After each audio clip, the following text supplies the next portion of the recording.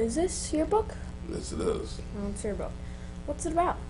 Because I'm alive, it's a collection of poems about my life from my birth to my conception.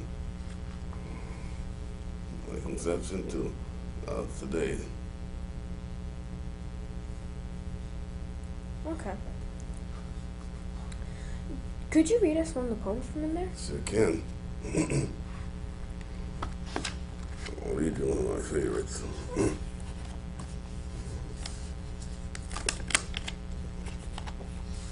Name of this poem, I've never seen my mother cry. This poem I got to read, I had the privilege of reading here at the museum on Mother's Day when they had hats. They had a theme of hats. And I'll start off. Fatherless, yet teardrops never left my eyes because I have never seen my mother cry. Equality for her was never in sight. She continued to work both day and night. However, I have never seen my mother cry. Tragedy was always near, losing the one she loved so dear. Nevertheless, I never have seen my mother cry. Therefore, in my sorrows and tribulations, you wonder why. Regardless of the situation, teardrops will never leave my eye. It's because I have never seen my mother cry.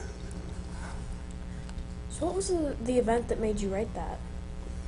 Well, my mother raised 8 children by herself, and she went through quite a bit, and she survived it, and because she did, I learned that I can do almost anything if I just work hard at it.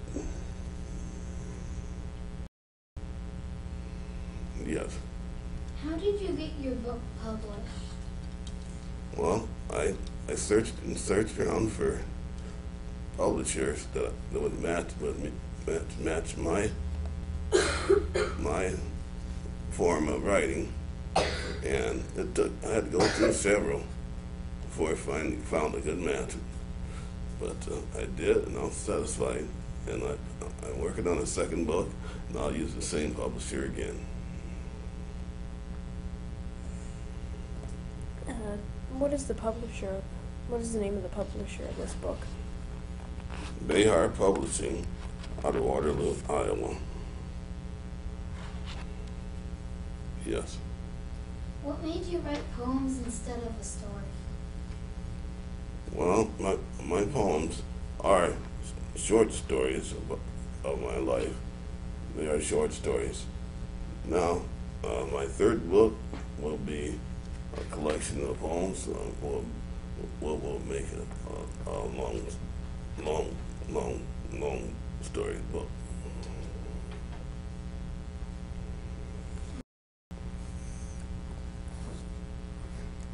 So what are the names of the other 2 books that you've published? Well, the next one I'm working on is called Celebrating Influencing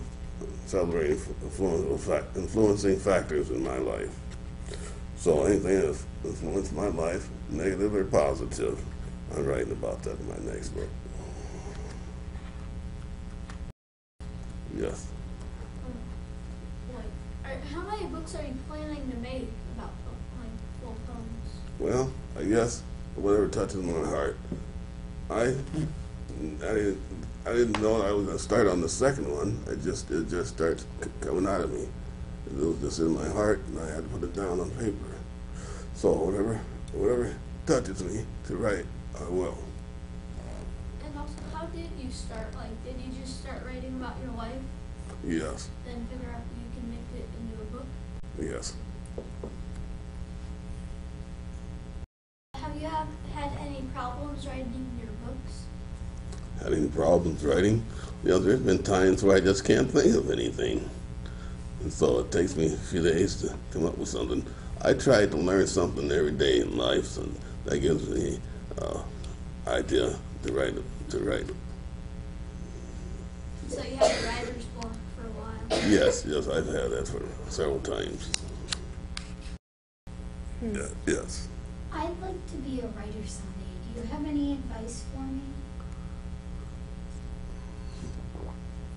Yes, just when you're ready to write, just write what you know and do your best, and just get as much information as you can, and seek out publishers and get information on those publishers and find out one that's going to work for you, what you're writing. Yes.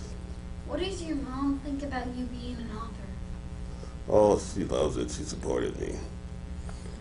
Well, I even put it in the back here of my. Well, okay, I'm back here. So I was born into this world with the odds stacked against me, being both black and poor. Nevertheless, the most valued commodity of my father's family of 9 had was the multitude of love and support. This is something precious and not to be purchased, regardless of color, faith, or heritage one may pronounce themselves to be. God is still in the blessing business. I decided I would use all the skills and knowledge provided by my mother and the strength and support I received from my brothers and sisters to change my life and prepare for my future. Unfortunately, I was about to face tribulations that I could not prepare for. Moreover, the love and support I received from my beautiful wife continues to be a positive factor in my life. In addition, I special thanks to all those who encouraged me to get my thoughts out of my head and put them down on paper. I also thank you for allowing me to share moments of happiness, sadness, kindness, and love I experienced in a poetic manner. That's beautiful. Thank you. Okay. So, did you have fun doing this interview with us? Yes, I had fun. It was wonderful. I had a good time. Thank you. Well, thank you for your contributions to all of us, and you staying here and your time and telling us about yourself. You're Thank you quite for even welcome. coming. You're quite welcome.